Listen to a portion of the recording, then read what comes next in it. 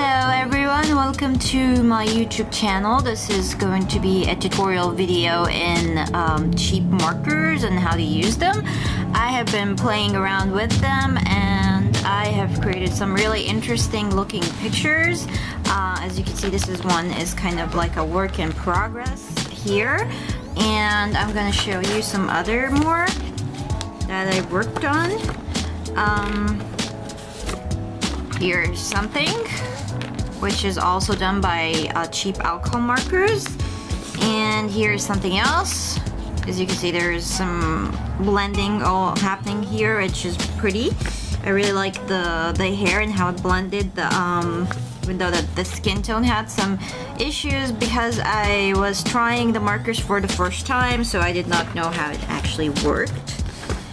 Here is something else, and here is another thing which I was trying to make or work with I guess gray tones, and at the same time I was trying to practice my anatomy. Now the paper that I'm using is kind of a cheap, I guess, thick paper. I get them in packs and I cut them into these A5 sizes or a little bit less, because usually when you're doing like a sketch like this, you don't need to go at full A4 size unless you want to make a sketch that has a bigger, much more details. But in generally, I do kind of work with A5 when it comes to colors very much comfortably, and I even tried using watercolors.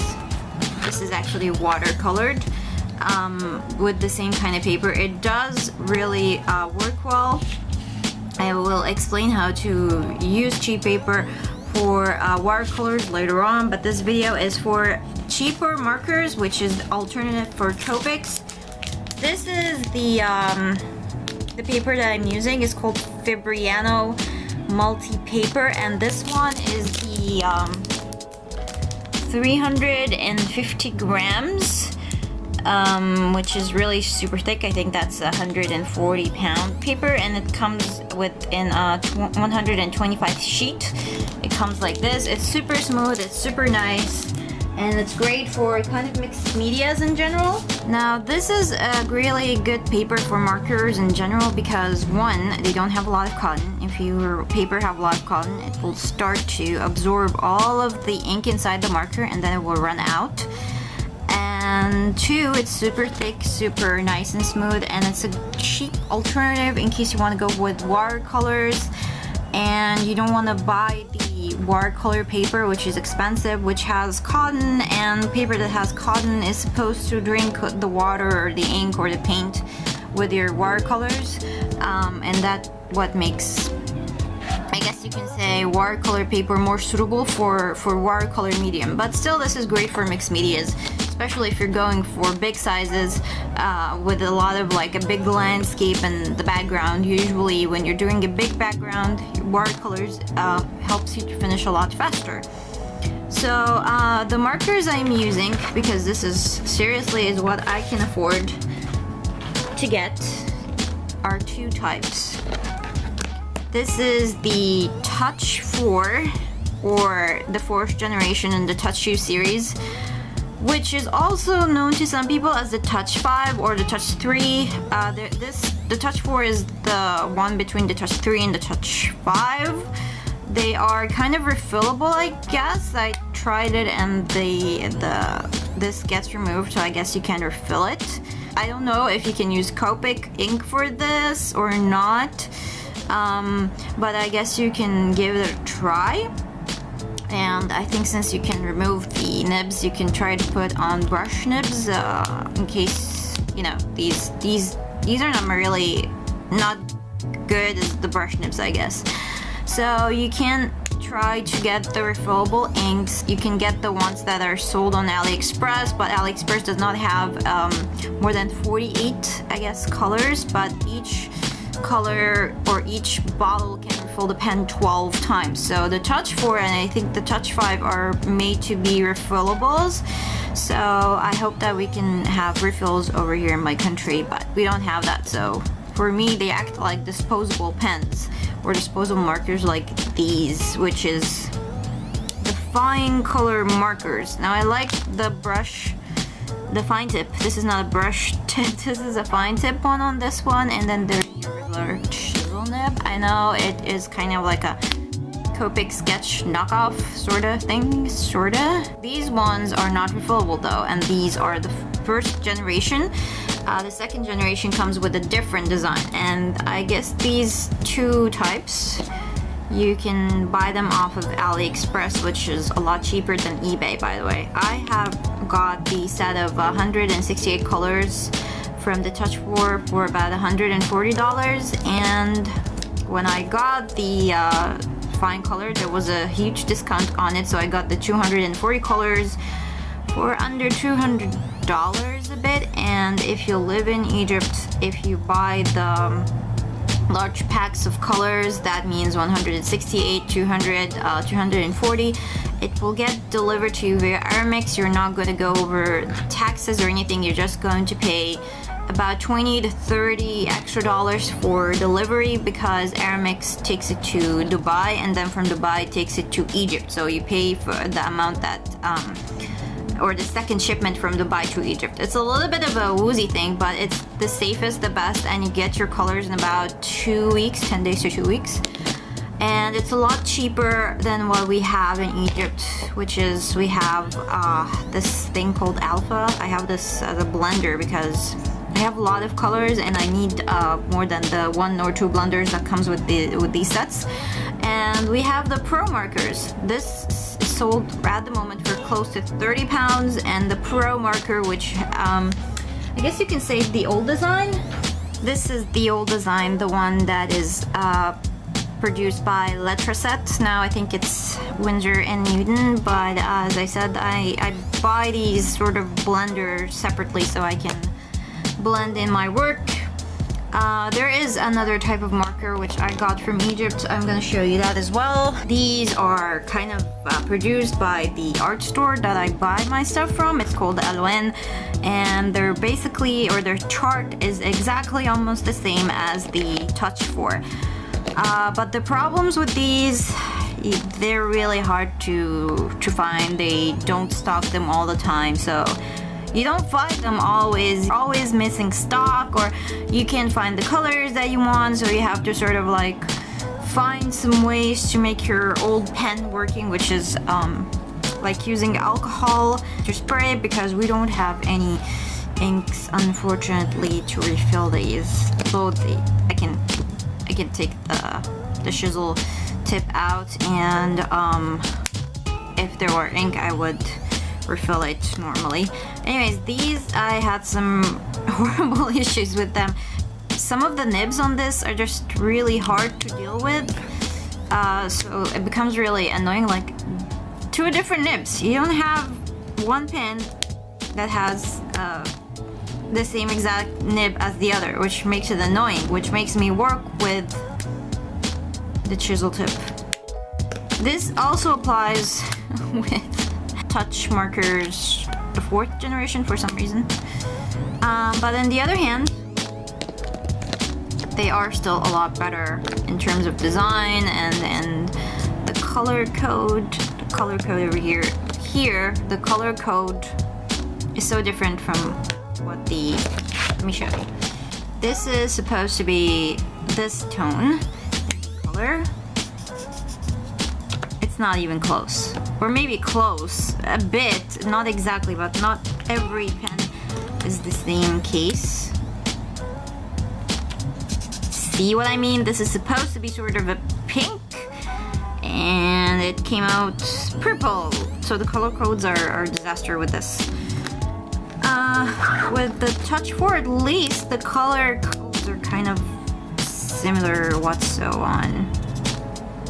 Similar. They're really close and similar in a way. Yeah, I guess. So that's one positive thing about the Touch 4 markers.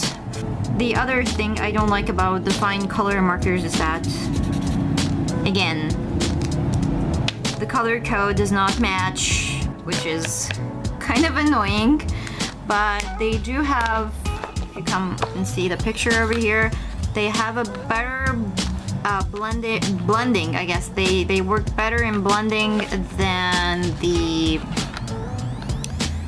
touch ones. These are, or this guy is done by the touch markers. This friend over here is done, or this part is done with the with these guys with the fine colors.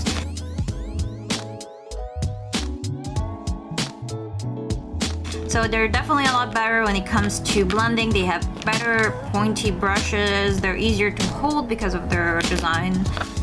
And yeah, I guess this was a nice introduction for the cheaper markers. And now let me explain to you how that markers work and how you can get these kind of results. I can say they're you know, like, they're not exactly Copic-ish, but they need some work to get them to blend with you, to get these kind of results.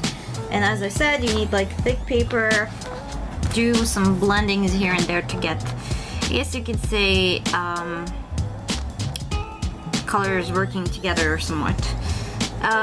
Now, this is going to be just by your regular printer paper. I have already here a couple of markers that are close together. Don't mind don't mind that the caps look like this, but their colors are really, really different. Although I have my own chart which I made, so yeah, every color code I have in my colors is written here with the numbers, so I have a pretty good idea on what the colors look like. It's a big chart. So yeah, these ones are from the same family. First, let's say we are going to draw this, the most easiest of all. This ball.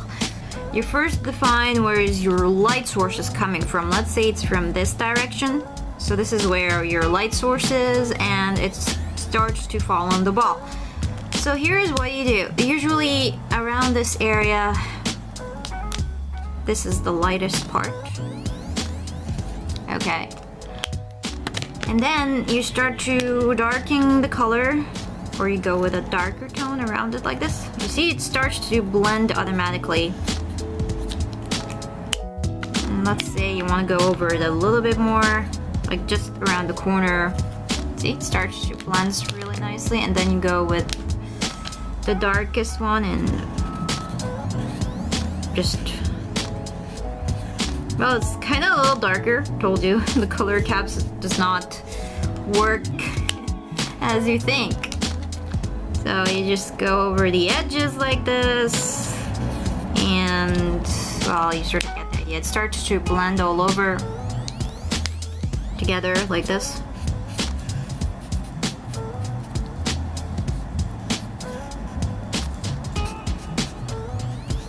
And then just color whatever you want, just super quickly.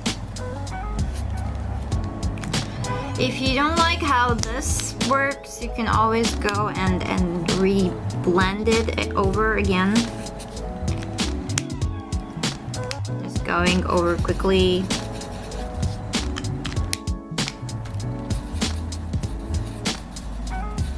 And then you just kind of go over it like this. And this is like your cheap printer paper, so it's not really that good. But you kind of go over it like this. The whole idea is that these pens do not get you that enough ink to blend together. You need to sort of add like 2 or 3 layers to be able to get enough ink to be able to blend the colors together. Sometimes you want to create some sort of a result like this, which you don't need a lot of ink. You just want something that would give you that sort of anime feel, so you can just go with this kind of effect. If you want to do some blending, you might want to put in a lot of ink. Another thing also I would like to stress on is usually these colors blend the best when they're still not dried. Now this have dried. This is what happens. Go with the darker one. This is what happens when you leave it to dry and then you go over it. It starts to I guess, leave some squeaky marks or whatever that's called. So in this case, you have to go over it and recolor it, I guess. So you have to sort of get the colors done quickly. I usually leave my markers uncapped, so I would go and just rework the area while it have not fully dried yet. So yeah, this is sort of how it works. This is kind of the basic way of using these alcohol markers. There's a lot of other ways, and I'm gonna be doing tutorials on them and speed arts on them. How, for example, you can combine two colors together to create different kind of effects. How to use your colorless blender to create this kind of effect, this kind of watercolor effect. In general, just a lot of, you know, like just a lot of effects you can get by combining, like for example the shiny area here. This is also done by the colorless blender. It's not sort of, I was going on with a lighter gray and then went on it with a darker gray. There's just all kinds of techniques that you can use to produce a lot of textures, like this one for example. This is actually two colors. It's not one color, and I also colored it in this sort of way that feels like the stones are glowing. So there's actually a lot of things that you can get out of the cheap markers, and since I can't afford Copics or Pro markers, or you know, like I can afford one, which is the blender ones, or I can't afford the alpha marker ones, and there is a cheaper alternative for me to get, which are these guys. Now these are $1 per pen almost.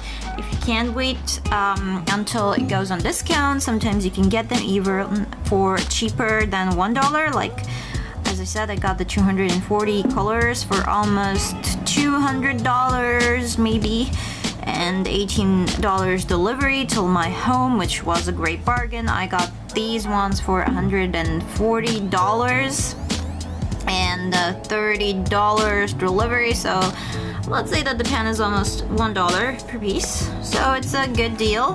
And you can get a lot with almost 1/4 of what Copic is priced. I checked Copic prices on AliExpress and I found that the Copic set that is like 72 colors is almost $450, which is something that exceeds even my own credit card limit.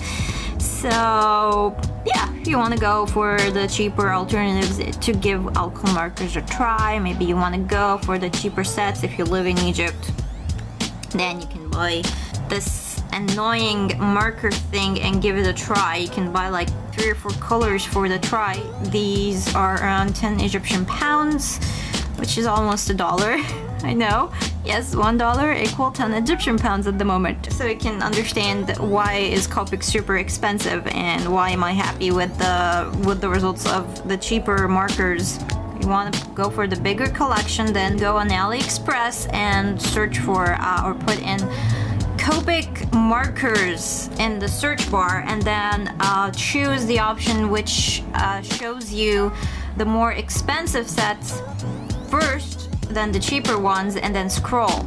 You're going to find Copic results on the top, and down you're going to find alternatives prices, so you can see, you know, other alternative prices for alcohol markers, the touch markers, or the fine color markers. The thing is, when you research with the top price first, you usually see the bigger sets prices in the top. So that is it for this tutorial.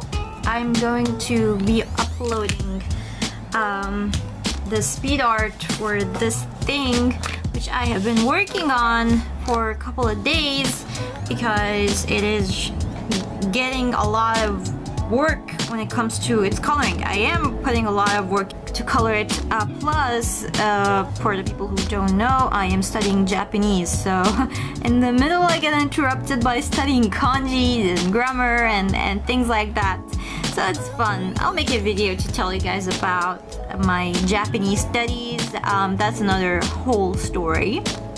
So yeah, Once this gets done, I will upload it. So yeah, I hope that you guys have enjoyed this video, and I'll be back with more tutorials on different coloring medias, like watercolors and more cheaper these cheap markers tutorials, techniques, and pencil colors and water pencil colors. There's just a lot of tools I use because I like to mix medias a lot.